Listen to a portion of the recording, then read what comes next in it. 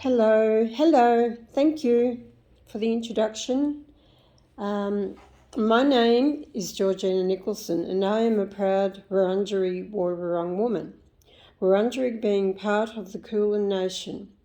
The Kulin Nation consists of 5 clans, I believe, and they are Wurundjeri, Wathaurong, Tanarong, Boonwurrung and Dja Dja Wurrung. Wurundjeri being all of the Melbourne CBD and surrounding country, extending north to the Great Dividing Range, east to Mount Baw Baw, south to Mordialloc Creek and west to the mouth of Werribee River. So I would like to acknowledge and pay my respect to our ancestors who walked and lived on this land as free spirits for a very, very long time. Also pay my respects to our elders, past, present and the emerging ones. I would also like to acknowledge all Aboriginal and Torres Strait Islander people who may be online with us today, and I pay my respects to you all and to your elders. So I'd like to say thank you to Melbourne Uni once again for incorporating such an important ancient custom into your event today, a welcome to country, so thank you for this. I would like to acknowledge all people online today. If you are joining us from Wurundjeri country, I would just like to say to you, Wominjeka Wurundjeri Balak Yemen Kundibik. And I'd just like to tell you what I've said in our Woi-wurrung language, and that is welcome to the land of the Wurundjeri people. For those of you tuning in from locations across Victoria, Australia and perhaps beyond, I would like to acknowledge the traditional owners of the land on which you are listening from, and I would like to pay my respect to you all and to your elders. So as we navigate our way through this COVID-19 pandemic, I reflect on the legacy of those who have come before me.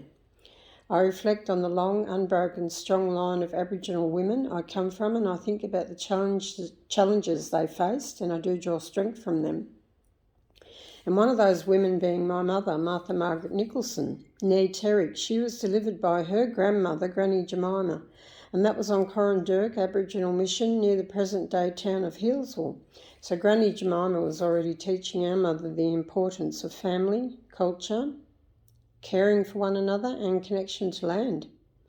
Years later, our mother met a deadly Irish man called Patrick, and that was on a blind date in Melbourne in the early 1930s.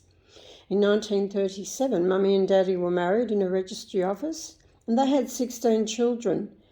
So 8 boys, 8 girls, and no twins, all single babies, so no cheating, LOL.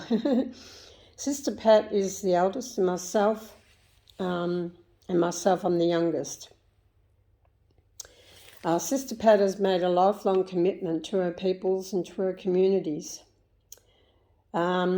Now, Sister Pat is in her 80s now, and for an Aboriginal woman to reach this age is a milestone. For they say that, Aboriginal people don't live as long as non-Aboriginal people. Unfortunately, it's quite sad. But we must carry on the culture for our people as our ancestors did, and my mother and her mother and so on have done for us. I stand here today because of my mother, Martha Nicholson. She was a strong cultural woman who instilled great values in me.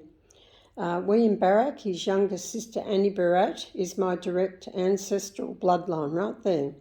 So one tradition being our Woi-wurrung language, it is part of our rich, deep heritage, and I like to say our language has been sleeping, but now we are waking it up. And some of the ways we do keep our culture alive is through songs, stories, performances, etc. So the coronavirus pandemic has changed the world in ways we would never have imagined, and the implications for our community have been profound for our health, our well-being and our jobs. But in many ways this event online has brought into focus the importance of relationships with family and connecting with one another as a community. I think as people we do crave and need connection. I didn't realise how important this was until it was taken from me. It has been a mentally challenging time and quite a lonely time for myself.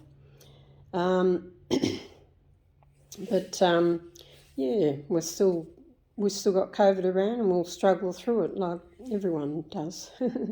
So Aboriginal culture is the longest, oldest continuing culture.